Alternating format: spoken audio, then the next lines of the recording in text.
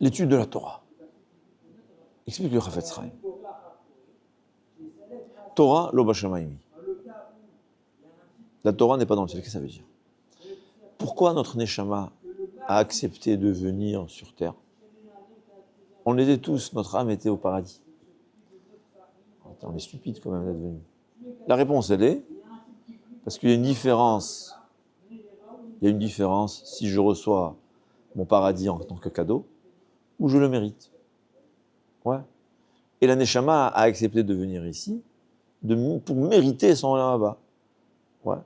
J'ai des tendances. Je suis né avec un corps qui a ses tendances vers le mal, vers ce qui est contraire à la volonté d'Hachem. J'ai le libre arbitre, c'est pas dire que j'ai le droit de faire le mauvais choix. J'ai la possibilité de faire le mauvais choix. Et je me suis surmonté. Ouais. J'ai mérité mon Olam Haba.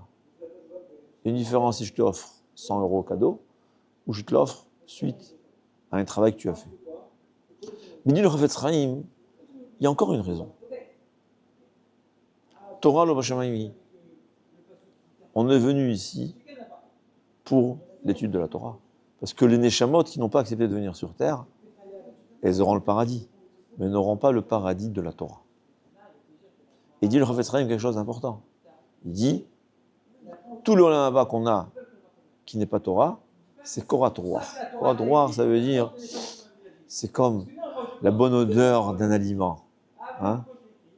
Mais le Olam Haba lui-même, qui est l'aliment lui-même le manger, c'est l'étude de la Torah. Et là, la question se pose, comment on peut faire? Je dois travailler, je dois me nourrir. Alors si j'ai eu cette chance d'être une éducation d'Avrer Kollel, et je peux me contenter de pain et de beurre, ou même pas, ouais, d'un minimum. Mais bon, Hachem, il y a des dizaines de milliers d'Avrechim en Eretz, et en France, et aux États-Unis, et partout dans le monde, qui se contentent du minimum pour pouvoir étudier la Torah. Mais la majorité des gens, ils ne sont pas capables. Alors comment mériter ce Olam Haba? Comment le mériter? Le Olam Haba de Torah. Parce que c'est dommage, arriver en haut, Tzadik Gamour, il aura son Olam Haba, mais on va lui dire tu as manqué ton Olam Haba de Torah. Alors là, il y a deux possibilités. Première possibilité, c'est Tomer Torah. Aider la Torah, subventionner la Torah. Mais comme dit le Chafetz Chaim, d'une façon fixe. Ouais. Je donne mes 20% ou mes 10%, quoi qu'il en soit, je donne à ceux qui étudient la Torah. Et là, quand quelqu'un étudie la Torah, quand je finance quelqu'un, j'ai des droits. C'est comme les actions. J'ai des actions dans l'entreprise. Ouais. J'ai financé celui qui avait des actions qui a inventé le vaccin, je sais pas. Ben, c'est des propriétaires du vaccin. La même chose. Mais ce qui est important de savoir aussi, c'est que il faut aussi un peu étudier. Ouais. Parce que ça ne sert à rien d'avoir une montagne de chocolat si je n'ai pas dedans pour pouvoir les manger. D'accord? Donc, mais il y a aussi une autre chose, il faut savoir. Toute personne peut être considérée comme s'il étudie la Torah tout le temps. Hachem nous a donné la possibilité à chacun, même si Baruch Hachem, par exemple, je n'ai pas les moyens de financer quelqu'un qui étudie la Torah, comment je vais faire? Hein? Bon, le seul travail que je fais, c'est travailler à l'usine. J'ai 10 enfants, je dois travailler 12 heures par jour, et après, je sais à peine si je peux ouvrir un livre. Ou bien, des fois, par ma nature, j'ai besoin, je ne suis pas un avraire, j'ai besoin de steak. J'ai besoin de mon niveau de vie, c'est comme ça que je suis. Et si je ne me mets pas à travailler comme j'ai l'habitude, je ne vais pas être tranquille, je ne pourrai pas étudier. Alors, c'est ce que nos sages nous enseignent. Si je suis Kovea et Tim Torah, je fixe des moments de Torah. Et pour moi, l'essentiel, c'est 7 heures de Torah. C'est-à-dire, pourquoi je travaille 10 heures par jour? C'est parce que si je travaillais seulement 9 heures par jour, vu ma façon de vivre, je n'aurais pas pu étudier cette demi-heure-là par jour. Je ne suis pas capable. Moi, j'ai besoin de rentrer mes 10 000 € par mois. Comme ça, je suis. Et pour ça, j'ai besoin de travailler. Hein? Je ne cherche pas plus. Je donne un exemple, évidemment. Mais le but, c'est l'étude de la Torah. Et dès que j'ai un moment disponible, j'étudie la Torah. Eh bien, vis-à-vis du ciel, ça s'appelle comme quelqu'un qui a étudié toute la journée. Et il ne faut pas se duper, hein, parce qu'on a le dimanche. Qu'est-ce que tu fais le dimanche? Alors c'est vrai, il y a les enfants, il y a la femme. Ouais, mais 3 heures par dimanche, c'est possible. En hiver, non. Alors en été. C'est quoi? En hiver, ça sera le soir. Hein? On ne peut pas Akash Baruch Hu, on ne peut pas le... Bedin Shel Ma'ala, c'est le Hémet. Mais, pour moi, l'essentiel, c'est l'étude de la Torah. Et tout ce que je travaille, c'est parce que, vu ce que je suis, pour une raison ou une autre, peut-être que mes enfants, ils iront à la yeshiva, ça sera différent. J'ai besoin de travailler. Je ne suis pas capable d'étudier plus de 3 heures par jour. D'accord? Alors étudie 2 heures. Tu ne peux pas 2 heures, 1 heure.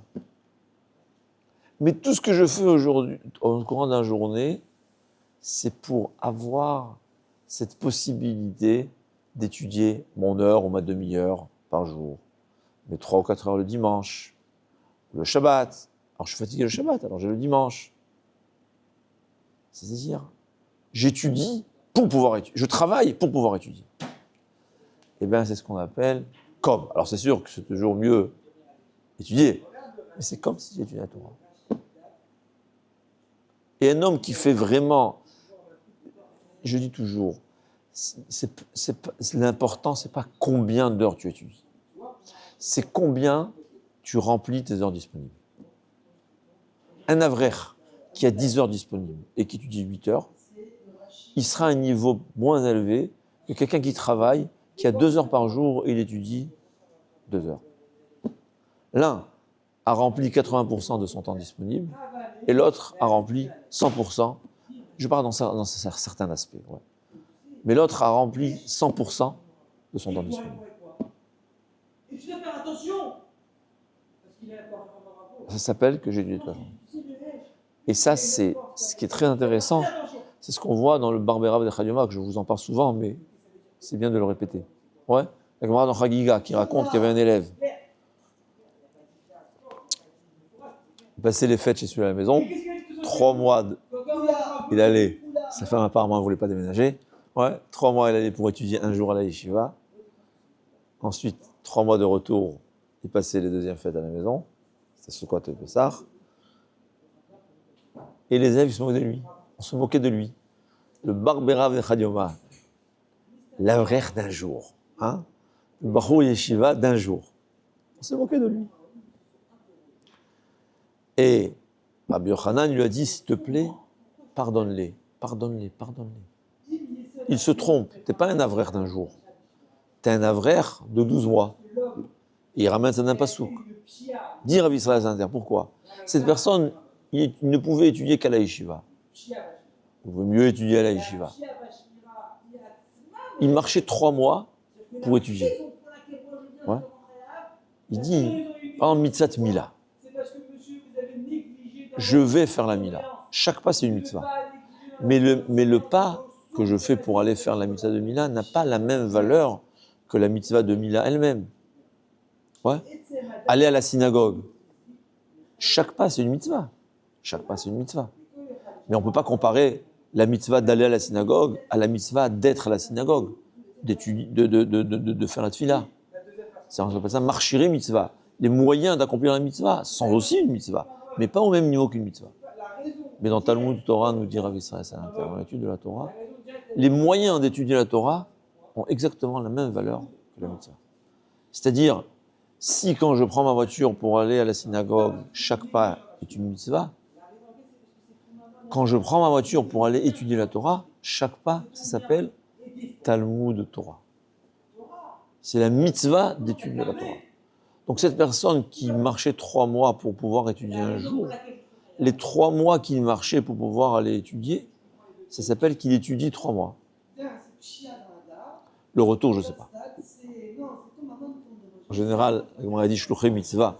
Le retour d'une mitzvah, c'est aussi comme une mitzvah. Mais est-ce que ça a la même valeur de Torah? Je ne sais pas. Peut-être que oui, parce qu'il devait retourner voir sa femme, voir sa famille, sinon il n'aurait pas pu continuer à étudier. Si on est intelligent, on fait tout pour l'étude de la Torah.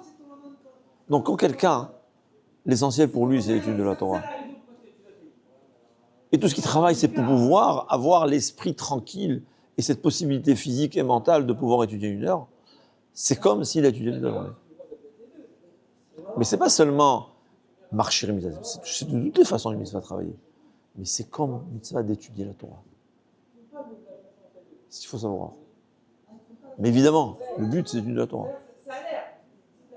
Mon but, c'est d'étudier la Torah. Tout ce que je fais autour, c'est pour pouvoir me permettre d'étudier la Torah. Et j'ai vu Rabbi Victor Miller des États-Unis, il dit, quelqu'un qui travaille toute la journée, le dimanche, il s'en va à la yeshiva, ça y est, il a avrer kollel, il a avrer 1 jour par semaine.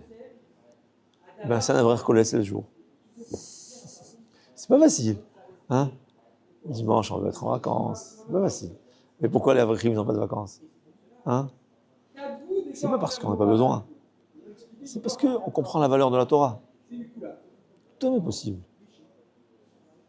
Je dis pas, il faut voir avec sa femme, ça dépend beaucoup de la famille. Bien qu'il faut savoir, dans l'étude de la Torah, est-ce que le Chazon Ish disait,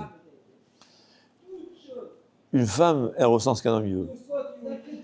Quand quelqu'un il veut véritablement étudier, sa femme l'aidera. Birtzot Hashem darkeish gam oivav yashlimito. Quand quelqu'un il accomplit les chemins d'Hachem, même son ennemi est d'accord avec lui.